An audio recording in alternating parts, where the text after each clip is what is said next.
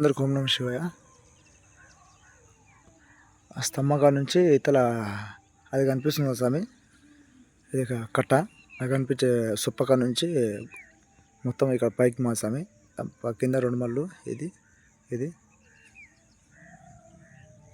చాలా రోజుల తర్వాత ఒక 3 సంవత్సరాలు అయ్యి స్వామి చెట్లు పెట్టి, 5-6 సంవత్సరాలు చెట్టు పెట్టి. మొత్తానికి అయితే మామిడికాయలు కాస్తున్నాయి స్వామి, చాలా హ్యాపీ. మొత్తం 6 చెట్లు పెడితే 7-8 చెట్లు పెడితే మొత్తం పోయినాయి స్వామి. బర్రెలు ఎర్రగొట్టేసినాయి, బర్రెలు వచ్చి తాకి మొత్తం ఎర్రగొట్టినాయి, కాయలు కాసినాయి. మొత్తానికైతే మా నాయన స్వామి ఇంటికా నుంచి వాటర్ తెచ్చి పోస్తాడు స్వామి బిందెతోటి, నీళ్ళు లేకపోతే. ఇప్పుడైతే వర్షం పడుతుంది కాబట్టి ఫుల్ నీళ్ళు ఉన్నాయి బావిలో.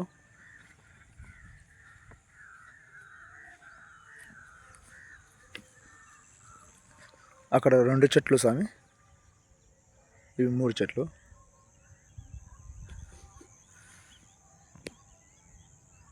అక్కడ కనిపించేది కాలాలది ఇల్లు మా స్వామి, ఈ కాలాల ఇల్లు మాది.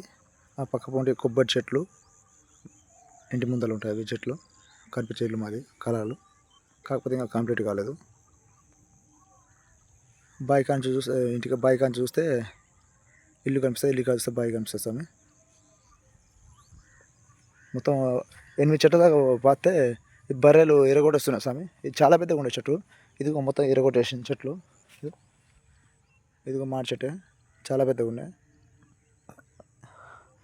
బర్రెలు ఎరగొట్టడం వల్ల ఇట్లా స్వామి. ఇట్లా పట్టుకొని ఆ చెట్టు దాకా స్వామి.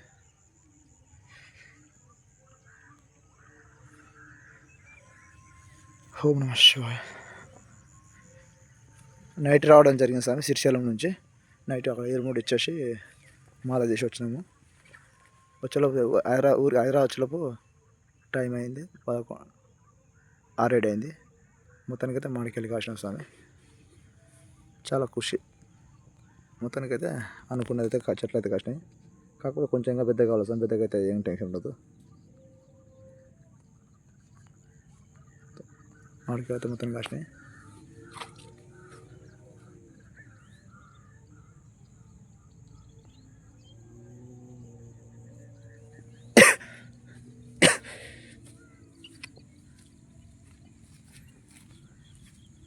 ఇది మా బావి దగ్గర, ఆ నుంచి ఇంటికాడ చూస్తే బావి కనిపిస్తుంది ఈ చెట్లు ఇక్కడ మొత్తం.